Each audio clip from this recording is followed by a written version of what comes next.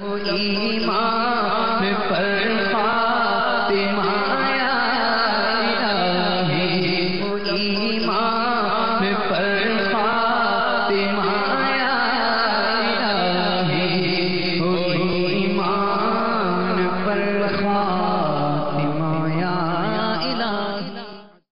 الحمدللہ رب العالمین والصلاة والسلام علی سید المرسلین، اما بعد فاعوذ باللہ من الشیطان الرجیم، بسم اللہ الرحمن الرحیم۔ الصلاة والسلام علیک یا رسول اللہ وعلی آلک واصحابک یا حبیب اللہ۔ الصلاة والسلام علیک یا نبی اللہ وعلی آلک واصحابک یا نور اللہ۔ میٹھے میٹھے اسلامی بھائیوں اور مدنی چینل کے ناظرین، امیر اہل سنت بانی دعوت اسلامی مولانا ابو بلال محمد الیاس صاحب قادری دامت برکاتہ العالیہ نے اپنے رسالے تحریری بیان کا رسالہ غصے کا علاج، اس میں حضور نبی کریم صلی اللہ تعالی علیہ وآلہ وسلم پر درود پاک پڑھنے کی یہ فضیلت نقل فرمائی ہے۔ چنانچہ سرکار نامدار مدینے کے تاجدار حبیب پروردگار شفیع روز شمار جناب احمد مختار صلی اللہ تعالی علیہ وآلہ وسلم کا ارشاد نور بار ہے، میں نے گزشتہ رات عجیب واقعہ دیکھا۔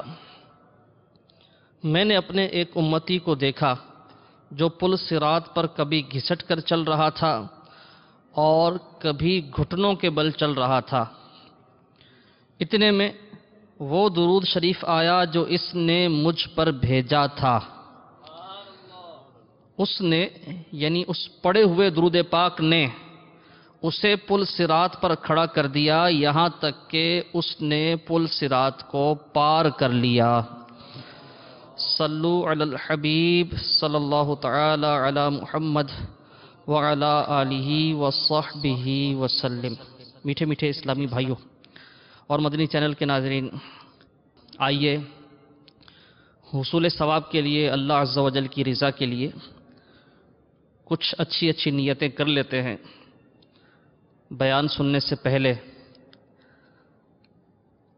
نیت کیجئے کہ اول تا آخر پوری توجہ کے ساتھ بیان سنوں گا، علم دین سیکھوں گا، سیکھ کر عمل کروں گا، نیکی کی دعوت عام کرنے کی نیت سے یہ مدنی پھول دوسرے اسلامی بھائیوں تک بھی پہنچاؤں گا۔ حسب موقع عز و جل، جیسے اللہ تبارک و تعالیٰ کے نام نامی کو سن کر عز و جل یا جل جلالہ، اسی طرح حضور نبی کریم صلی اللہ تعالی علیہ وآلہ وسلم کا ذکر خیر سن کر، نام نامی سن کر پورا درود پاک یعنی صلی اللہ تعالی علیہ وآلہ وسلم پڑھوں گا۔ حسب موقع رضی اللہ تعالی عنہ یا رضی اللہ تعالی عنہا رحمت اللہ تعالی علیہ یا رضی اللہ تعالی عنہم کہتا رہوں گا، یعنی صحابہ کرام بزرگان دین کے ذکر خیر کے ساتھ۔ آئندہ کے لیے ہر نیت پر دل میں ارادہ ہوگا اور زبان سے کہوں گا انشاءاللہ عز و جل۔ صلو علی الحبیب صلی اللہ تعالی علی محمد وعلی آلہ وصحبہ وسلم۔ حضرت سیدنا فقی ابو اللیث سمرقندی رحمت اللہ تعالی علیہ تنبیہ الغافلین میں نقل کرتے ہیں، حضرت سیدنا وہب بن منبہ رضی اللہ تعالیٰ عنہ فرماتے ہیں، بنی اسرائیل کے ایک بزرگ رحمت اللہ تعالی علیہ ایک بار کہیں تشریف لے گئے۔ راستے میں ایک موقع پر اچانک پتھر کی ایک چٹان اوپر کی جانب سے سر کے قریب آ پہنچی۔ انہوں نے اللہ تبارک و تعالیٰ کا ذکر شروع کر دیا، وہ چٹان دور ہٹ گئی، یعنی قریب تھا کہ سر پر گرتی۔ جب انہوں نے اللہ تعالیٰ کا ذکر شروع کیا تو وہ ہٹ گئی، پیچھے ہٹ گئی۔ پھر خوفناک شیر اور درندے ظاہر ہونے لگے، مگر وہ بزرگ رحمت اللہ تعالی علیہ نہ گھبرائے اور ذکر اللہ میں لگے رہے۔ جب وہ بزرگ رحمت اللہ تعالی علیہ نماز میں مشغول ہوئے تو ایک سانپ پاؤں سے لپٹ گیا، یہاں تک کہ سارے بدن پر پھرتا ہوا سر تک پہنچ گیا دوران نماز۔ جب وہ بزرگ رحمت اللہ تعالی علیہ سجدے کا ارادہ فرماتے تو وہ چہرے سے لپٹ جاتا، سجدے کے لیے سر جھکاتے، یہ لقمہ بنانے کے لیے جائز سجدہ پر منہ کھول دیتا، مگر وہ بزرگ رحمت اللہ تعالی علیہ اس سے ہٹا کر سجدہ کرنے میں کامیاب ہو جاتے۔ سبحان اللہ، ان کا ذوق عبادت۔ جب نماز سے فارغ ہوئے تو یہ جو سب حرکتیں کر رہا تھا شیطان، یہ کھل کر سامنے آ گیا اور کہنے لگا یہ ساری حرکتیں میں نے ہی آپ کے ساتھ کی ہیں، آپ بہت ہمت والے ہیں، میں آپ سے بہت متاثر ہوا ہوں، لہٰذا اب میں نے یہ طے کر لیا ہے کہ آپ کو کبھی نہیں بہکاؤں گا، مہربانی فرما کر آپ مجھ سے دوستی کر لیجئے۔ ان اسرائیلی بزرگ رحمت اللہ تعالی علیہ نے، بنی اسرائیل کے ان بزرگ رحمت اللہ تعالی علیہ نے شیطان کے اس وار کو بھی ناکام بناتے ہوئے فرمایا، تو نے مجھے ڈرانے کی کوشش کی لیکن الحمدللہ عز و جل میں ڈرا نہیں، میں تجھ سے ہرگز دوستی نہیں کروں گا۔ شیطان کہنے لگا اچھا اپنے اہل و عیال کا احوال مجھ سے پوچھ لیجئے کہ آپ کے بعد ان پر کیا گزرے گی، یعنی آپ جب دنیا سے جائیں گے، آپ کا انتقال ہوگا تو آپ کے بعد آپ کے گھر والوں کا حال کیا ہوگا، یہ مجھ سے پوچھ لیجئے۔ ان بزرگ رحمت اللہ تعالی علیہ نے شیطان کو جواب دیا مجھے تجھ سے پوچھنے کی ضرورت نہیں۔ شیطان نے کہا پھر یہی پوچھ لیجئے کہ میں لوگوں کو کس طرح اپنے جال میں پھانستا ہوں، کس طرح بہکاتا ہوں۔ فرمایا ہاں یہ بتا دے۔ اب سنیے شیطان نے ان بزرگ رحمت اللہ تعالی علیہ سے کیا گفتگو کی۔ بولا بہکاوے کے لیے میرے 3 جال ہیں جن میں میں لوگوں کو پھانستا ہوں۔ پہلا بخل، دوسرا غصہ، تیسرا نشہ۔ اپنے تینوں جالوں کی وضاحت کرتے ہوئے شیطان بولا جب کسی پر بخل کا جال پھینکتا ہوں تو مال کے جال میں الجھ کر رہ جاتا ہے، اس کا یہ ذہن بناتا رہتا ہوں کہ تیرے پاس مال تھوڑا ہے،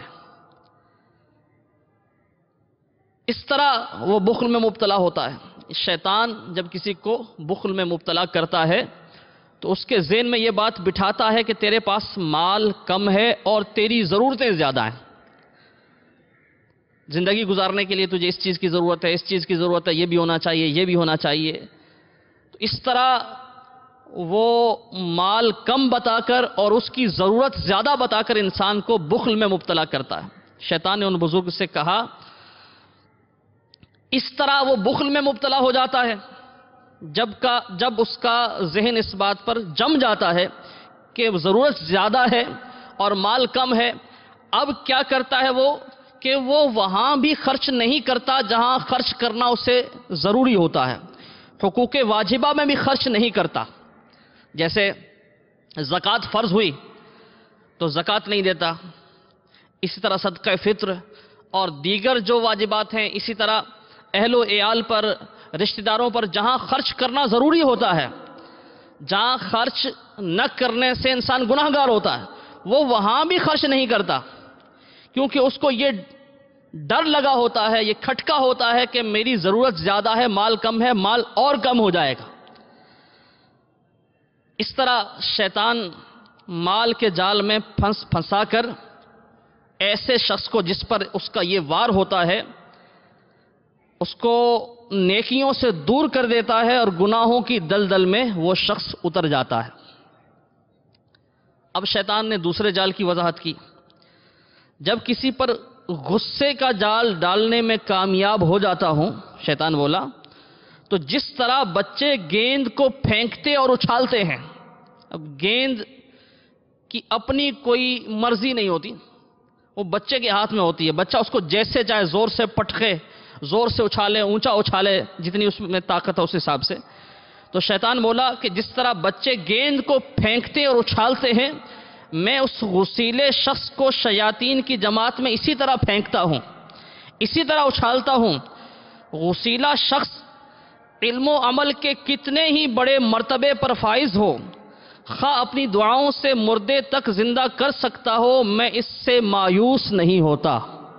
شیطان کہہ رہا ہے میں غسیلے شخص سے مایوس نہیں ہوتا، مجھے امید ہوتی ہے کہ کبھی نہ کبھی وہ غصے میں بے قابو ہو کر کوئی ایسا جملہ بک دے گا جس سے اس کی آخرت تباہ ہو جائے گی۔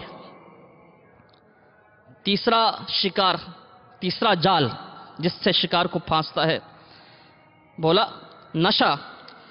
تو میرے اس جال کا شکار یعنی شرابی، اس کو تو میں بکری کی طرح کان پکڑ کر جس برائی کی طرف چاہوں لیے لیے پھرتا ہوں۔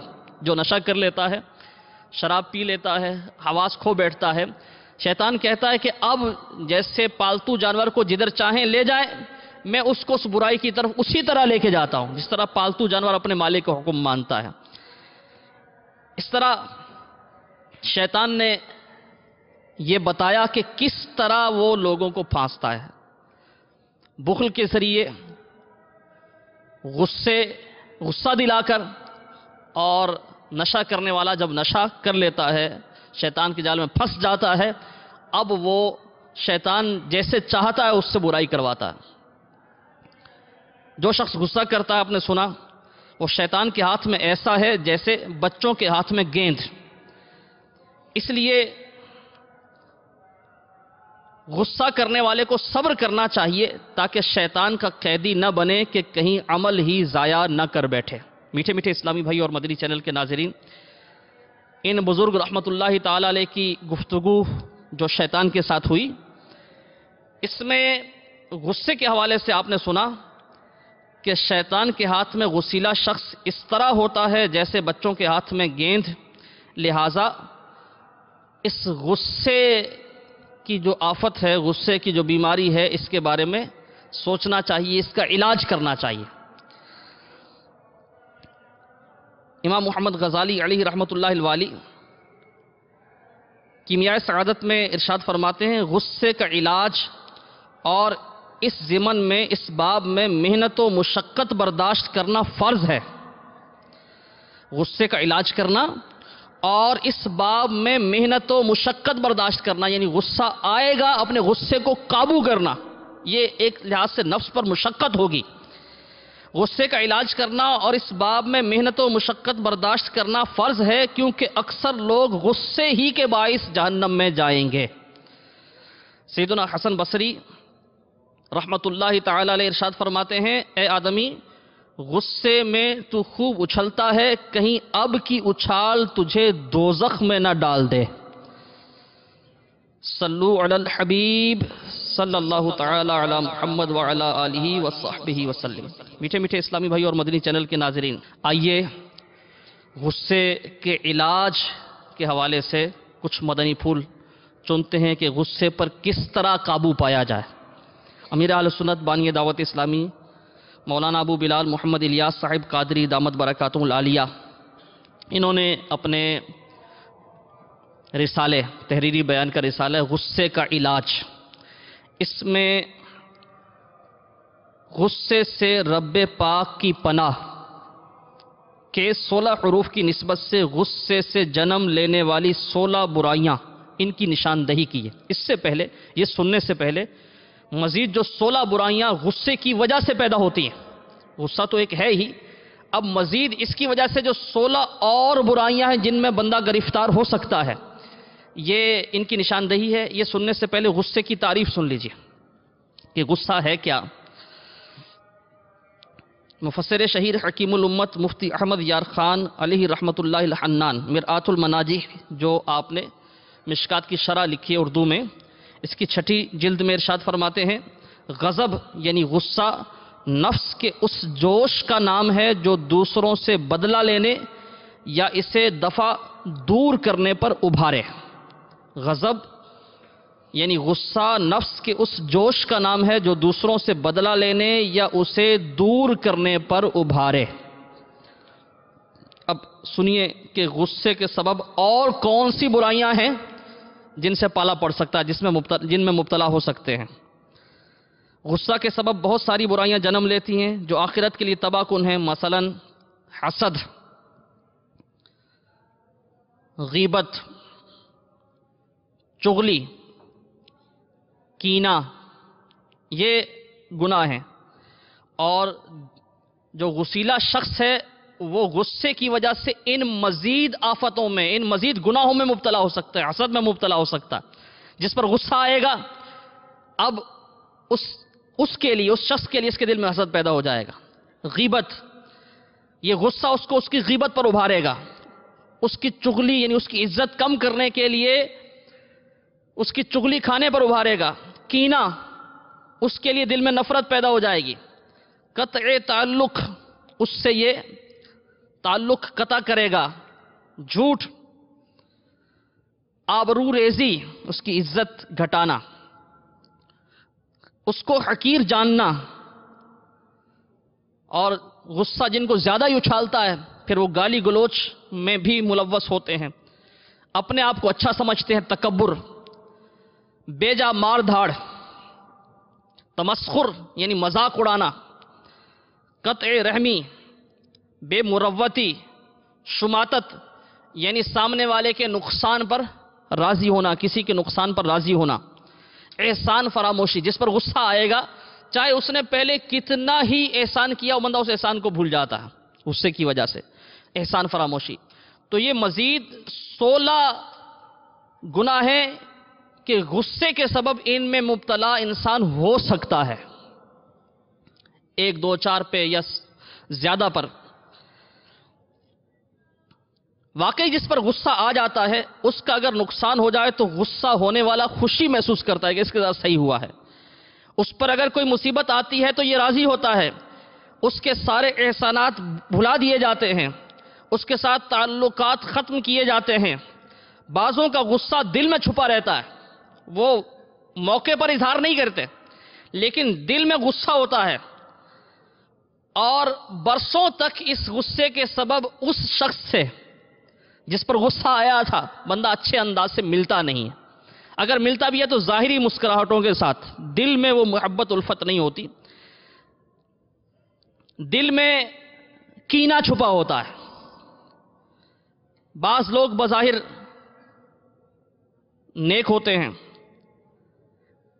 لیکن پھر بھی دل میں غصہ چھپا کر رکھتے ہیں، اور اس کا اظہار بعض اوقات یوں ہو جاتا ہے کہ پہلے اس پر احسان کیا کرتے تھے، اس پر زیادہ شفقتیں تھیں، پہلے ہدیہ دیا کرتے تھے، تحائف بھیجا کرتے تھے، زیادہ اچھے انداز میں ملا کرتے تھے، لیکن جب سے وہ غصہ دل میں آیا ہے اب وہ والا انداز نہیں رہا، وہ تحائف دینے کا، وہ حسن سلوک نہیں ہے، وہ احسان نہیں ہے، نہ وہ ہمدردی ہے۔ اس نے اجتماعی ذکر و نات کا اہتمام کیا، کسی محفل کا اہتمام کیا تو معاذ اللہ محض نفس کے لیے ہونے والی ناراضگی اور غصے کی وجہ سے اس میں شرکت نہیں کی جاتی، اس میں شرکت سے اپنے آپ کو محروم کر لیا جاتا ہے۔ بعض رشتہ دار ایسے ہوتے ہیں، رشتہ داروں میں، کہ ان کے ساتھ امیر اہل سنت دامت برکاتہم العالیہ ارشاد فرماتے ہیں، بعض رشتہ دار ایسے بھی ہوتے ہیں کہ ان کے ساتھ آدمی لاکھ حسن سلوک کرے مگر وہ راہ پر آتے ہی نہیں۔ مگر ہمیں مایوس نہیں ہونا چاہیے، جامع صغیر میں ہے، جو تجھ سے رشتہ کاٹے تو اس سے جوڑ۔ صلو علی الحبیب صلی اللہ تعالی علی محمد وعلی آلہ وصحبہ وسلم۔ میٹھے میٹھے اسلامی بھائیوں، مدنی چینل کے ناظرین، یہ تو اس چیز کا بیان تھا کہ غصے سے مزید انسان گناہوں میں مبتلا ہو سکتا ہے، بلکہ اکثر اوقات ہو جاتا ہے۔ اب غصے کے علاج کی طرف آتے ہیں کہ غصے کا علاج کس طرح کیا جائے، غصے کا عملی علاج۔ میٹھے میٹھے اسلامی بھائیوں اور مدنی چینل کے ناظرین، غصے کا عملی علاج اس طرح ہو سکتا ہے کہ غصہ پی جانے اور درگزر سے کام لینے کے فضائل سے آگاہی حاصل کرے، یعنی اس کی فضیلت جانے کہ غصہ پی جانا، غصے کا اظہار نہ کرنا، غصے کو نافذ نہ کرنا، اس کی فضیلت کیا ہے، درگزر کرنا، معافی دینا، اس کی فضیلت کیا ہے۔ اس طرح کیا ہوگا کہ جب غصہ آئے گا تو ان فضائل پر اور معافی، عفو، درگزر، ان کے فضائل اگر ذہن میں ہوں گے، ذہن نشین ہوں گے، معلومات ہوں گی، اس کا علم حاصل کیا ہوگا، تو اس موقع پر ان فضائل کی طرف نظر کرتے ہوئے غصے کو قابو کرنا آسان ہوگا۔ بخاری شریف میں ہے، ایک شخص نے بارگاہ رسالت میں عرض کی، یا رسول اللہ صلی اللہ تعالی علیہ وآلہ وسلم، مجھے وصیت فرمائیے۔ ارشاد فرمایا غصہ مت کرو۔ اس نے بار بار یہی سوال کیا، یا رسول اللہ صلی اللہ تعالی علیہ وسلم مجھے وصیت فرمائیے، بار بار اپنے سوال کو دہرایا، جواب یہی ملا، غصہ مت کرو، غصہ مت کرو۔ سیدنا ابو دردار رضی اللہ تعالیٰ عنہ کہتے ہیں، میں نے عرض کی، یا رسول اللہ صلی اللہ تعالی علیہ وآلہ وسلم مجھے کوئی ایسا عمل ارشاد فرمائیے جو مجھے جنت میں داخل کر دے۔ یقیناً ہم میں سے ہر ایک اس بات کا خواہاں ہے، خواہش مند ہے، چاہتا ہے کہ اس کا جنت میں داخلہ ہو، بلکہ اللہ تبارک و تعالیٰ کا کرم ہو جائے، بے حساب و کتاب اللہ تعالیٰ ہمیں بخشش کا پروانہ عطا فرما دے، اللہ تبارک و تعالیٰ کی جناب سے ہمیں بخشش کا پروانہ مل جائے بلا حساب و کتاب۔ اگر حساب کتاب کا معاملہ ہوا تو یقیناً ہم میں سے کوئی بھی حساب دینے کی تاب نہیں رکھتا۔ تو عرض کیا، کوئی ایسا عمل ارشاد فرمائیے جو مجھے جنت میں داخل کر دے۔ سرکار مدینہ صلی اللہ تعالی علیہ وآلہ وسلم نے ارشاد فرمایا، یعنی غصہ نہ کرو تو تمہارے لیے جنت ہے۔ سبحان اللہ۔ کوئی شخص اپنے غصے پر قابو پا لیتا ہے، غصہ نافذ نہیں کرتا، تو اس کے لیے جنت کی بشارت۔ بخاری شریف کی حدیث ہے، طاقتور وہ نہیں ہے جو پہلوان ہو اور دوسرے کو پچھاڑ دے، بلکہ طاقتور وہ ہے جو غصے کے وقت اپنے آپ کو قابو میں رکھے۔ کنز العمال میں ہے، سرکار مدینہ منورہ سلطان مکہ مکرمہ صلی اللہ تعالی علیہ وسلم کا فرمان معظم ہے، جو غصہ پی جائے گا حالانکہ وہ نافذ کرنے پر قدرت رکھتا تھا، تو اللہ عز و جل قیامت کے دن اس کے دل کو اپنی رضا سے معمور فرما دے گا۔ سبحان اللہ عز و جل۔ یہ چند فضائل بیان ہوئے غصہ پینے کے۔ جب یہ فضائل ذہن میں ہوں گے، معاف کرنے کی فضیلت اس پر نظر ہوگی، اس کا علم ہوگا، تو ایسے موقع پر جب غصہ آئے گا، اگر اس طرف توجہ جائے گی تو بندہ ان فضائل پر نظر کرتے ہوئے وہ جو وقتی غصہ ہے، غضب ہے، اس کو دبائے گا، غصہ پر قابو پانے کی کوشش کرے گا۔ ایک اور علاج، غصے کا ایک علاج یہ بھی ہے کہ ایسے مواقع جن پر غصہ آتا ہے، غصہ لانے والی باتیں، ان موقعوں پر ہم بزرگان دین رحمہم اللہ المبین کے طرز عمل، ان کے واقعات کو ذہن میں لائیں، ان کی حکایات کو ذہن میں لائیں کہ ان حضرات قدسیہ رضوان اللہ تعالی علیہ مجمعین رحمہم اللہ، جب ان کو غصہ دلایا جاتا تھا، ایسا موقع جب کوئی ایسا فعل، کوئی ایسا کام ہو گیا ان کے سامنے، ان کے خلاف مزاج کوئی بات ہوئی جس پر غصہ آنا چاہیے تھا، غصہ آتا ہے، تو اس موقع پر انہوں نے کیا کیا، تو یہ بندہ اس کا علم حاصل کرے اور پھر ایسے موقع پر ان کے طرز عمل کو یاد کرے کہ انہوں نے کیا کیا تھا۔ چنانچہ یہ دو حکایات میں آپ کے سامنے پڑھ کر سنانے کی سعادت حاصل کر رہا ہوں۔ امیر اہل سنت کا رسالہ غصے کا علاج، اس سے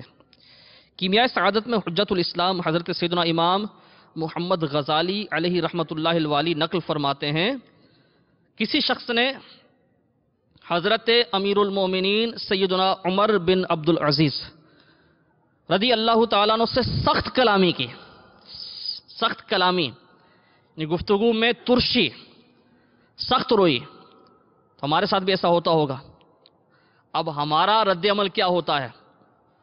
کیا ہم اس کی کڑوی کسیلی باتوں کو سن کر غصہ پی جاتے ہیں، نرمی سے جواب دیتے ہیں، خاموش ہو جاتے ہیں، یا اینٹ کا جواب پتھر سے دیتے ہیں؟ اپنے طرز عمل پر غور کیجیے. آپ سنیے حضرت سیدنا عمر بن عبد العزیز رضی اللہ تعالیٰ عنہ نے کیا کیا.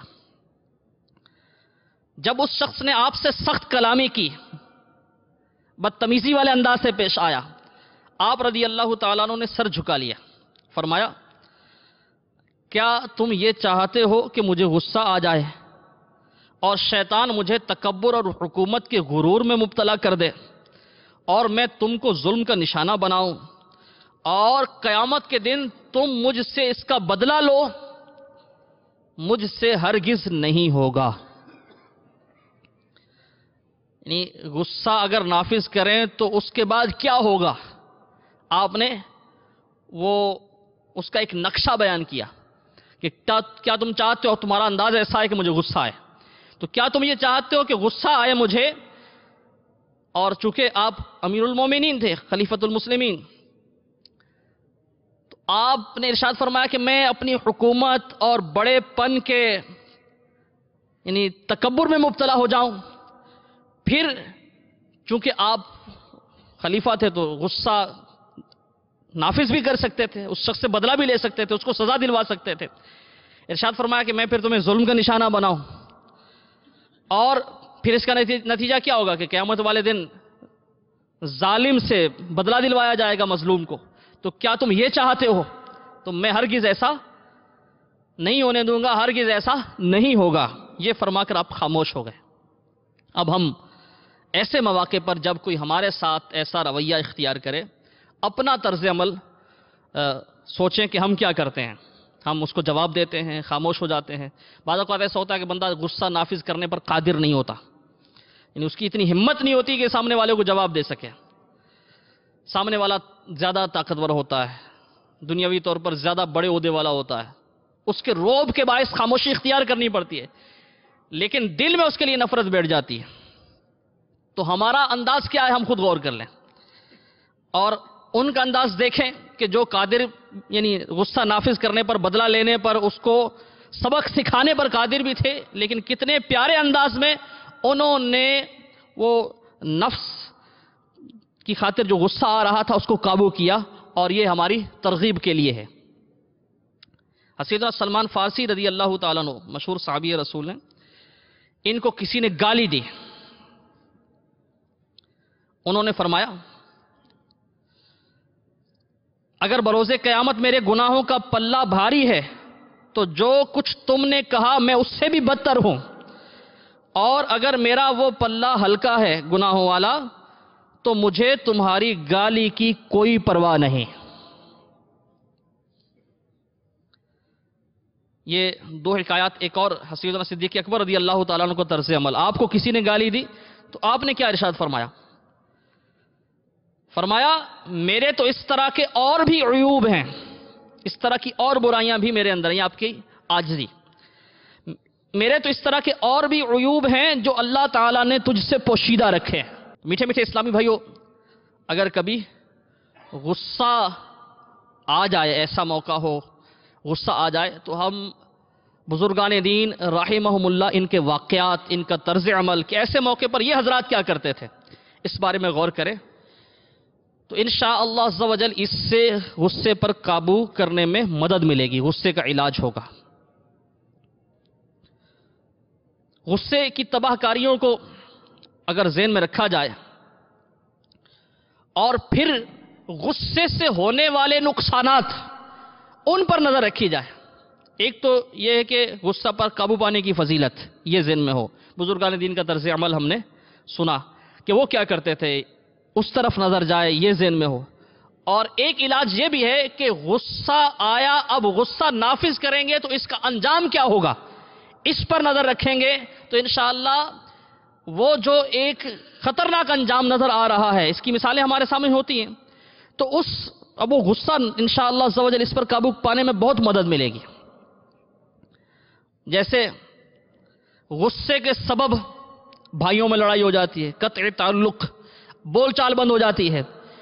پھر اس بول چال بند ہو جانے سے، قطع تعلق سے جہاں اخروی نقصانات ہیں، وہ قطع تعلق کا گناہ اور حسن سلوک، صلہ رحمی کے جتنے فضائل ہیں ان سے محرومی، اس کے ساتھ ساتھ دنیا میں بھی ظاہر ہے بھائی سے بڑھ کے ہمدرد کون ہوگا؟ بھائی بہنوں سے بڑھ کر ہمدرد کون ہوتا ہے؟ تو اپنے ہی ہاتھوں اپنے بہت بڑے ہمدرد سے محرومی، اب اس سے کوئی نفع نہیں پہنچے گا۔ اگر یہ شخص جس کی غصے کی وجہ سے اپنے بھائی سے لڑائی ہو گئی، اپنی بہن سے اس نے بگاڑ لی، اب کبھی اس کو ضرورت پیش آئی تو ان کی مدد کا وہ انداز تو نہیں ہوگا جو ہونا چاہیے تھا، وہ جو معاملہ ہو گیا اس وجہ سے۔ پھر بعض اوقات یہ معمولی جھگڑے جائیدادوں کے جھگڑوں تک جاتے ہیں، پھر آگے چل کر یعنی وہ دشمنی میں بھی تبدیل ہو جاتے ہیں۔ ان کی اولادیں جو ہیں یہ آپس میں لڑتی رہتی ہیں، دشمنیوں تک نوبت پہنچتی ہے۔ میاں بیوی میں اگر کبھی غصہ نافذ کرنے کا موقع آئے، ایسا غصہ آئے اور نافذ کر دیا، غصے کا اظہار کر دیا، تو گھر میں ناچاقی، مستقل ناچاقی، ایک دوسرے کی وہ جو ہے ہی سراسر رشتہ ایسا ہے کہ اس میں وہ محبت کا ایک تعلق ہے، تو یہ محبت والا رشتہ جو ہے یہ نفرت سے بدل جاتا ہے، غصے کے اظہار کی وجہ سے، غصہ نافذ کرنے کی وجہ سے، اور ایسا بھی ہوتا ہے کہ بات بڑھتی بڑھتی طلاق تک جا پہنچتی ہے۔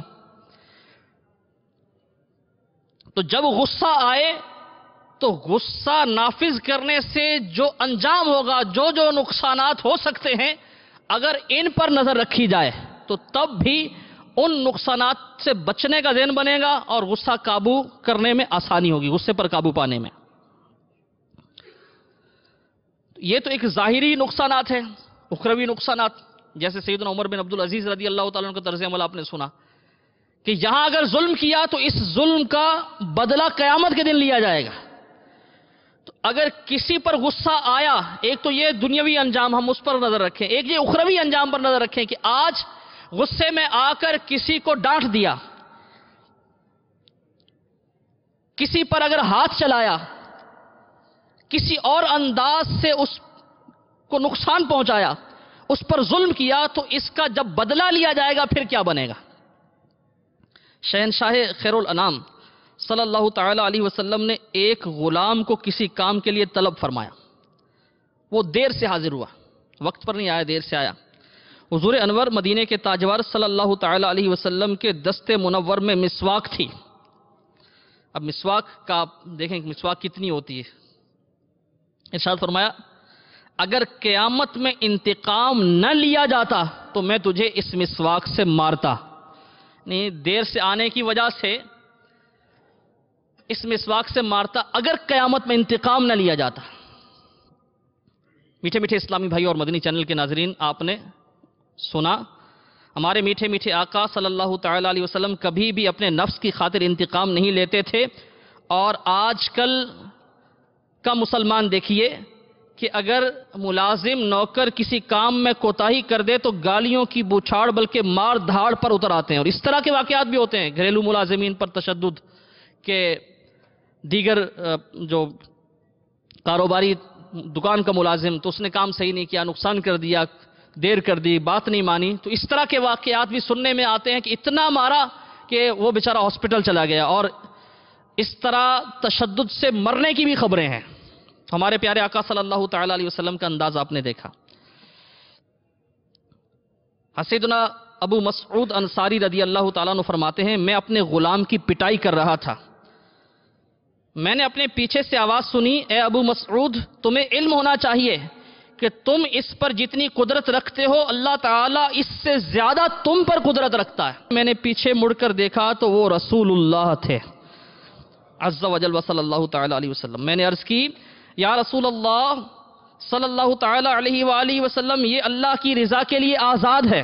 سرکار مدینہ منورہ سردار مکہ مکرمہ صلی اللہ تعالی علیہ وسلم نے ارشاد فرمایا اگر تم یہ نہ کرتے، یعنی اس کو آزاد نہ کرتے، تو تمہیں دوزخ کی آگ جلاتی، یا فرمایا کہ تمہیں دوزخ کی آگ چھوتی، یعنی جو وہ پٹائی والا پہلے معاملہ تھا۔ میٹھے میٹھے اسلامی بھائیو، آپ نے دیکھا ہمارے صحابہ کرام علیہم الرضوان اللہ و رسول عز و جل و صلی اللہ علیہ وسلم سے کس قدر پیار کرتے تھے، حکم کی تعمیل کا کیسا جذبہ تھا۔ جیسے ہی سیدنا ابو مسعود انصاری رضی اللہ تعالیٰ عنہ نے اپنے پیارے پیارے آقا محبوب باری عز و جل و صلی اللہ علیہ وسلم کی ناراضگی محسوس کی، فوراً نہ صرف غلام کی پٹائی سے اپنا ہاتھ روک لیا بلکہ اپنے اس قصور کا اعتراف کرتے ہوئے اس کے کفارے میں غلام کو آزاد بھی کر دیا۔ آج لوگ اپنے زیر دستوں کو بلا ضرورت شرعی جھاڑتے لتاڑتے، ان پر دھاڑتے چنگھاڑتے وقت اس بات کی طرف بالکل توجہ نہیں دیتے کہ اللہ عز و جل جو ہم سے زبردست ہے وہ ہمارے ان جو یہ کام ہیں، ظلم ہے، اس کو دیکھ رہا ہے۔ اپنے ماتحتوں کے ساتھ نرمی اور حسن سلوک اور عفو درگزر سے کام لینے میں ہی عافیت ہے۔ حدیث پاک میں ہے، جو شخص اپنے غصے کو روکے گا اللہ عز و جل قیامت کے روز اس سے اپنا عذاب روک دے گا۔ صلو علی الحبیب صلی اللہ تعالی علی محمد وعلی آلہ وصحبہ وسلم۔ جب غصہ آ جائے تو ان میں سے چند علاج میں عرض کرتا ہوں، مدنی چینل کے ناظرین بھی سن رہے ہیں، تو کوئی ایک یا ضرورتاً زیادہ علاج کر لیجئے، انشاءاللہ غصے پر قابو پانا آسان ہوگا۔ اعوذ باللہ من الشیطان الرجیم پڑھ لیجئے، غصے کا ایک علاج۔ ولا حول ولا قوت الا باللہ پڑھیے، شیطان غصہ دلاتا ہے تو یہ پڑھنے سے انشاءاللہ شیطان دور ہوگا اور غصے پر قابو پانا آسان ہوگا۔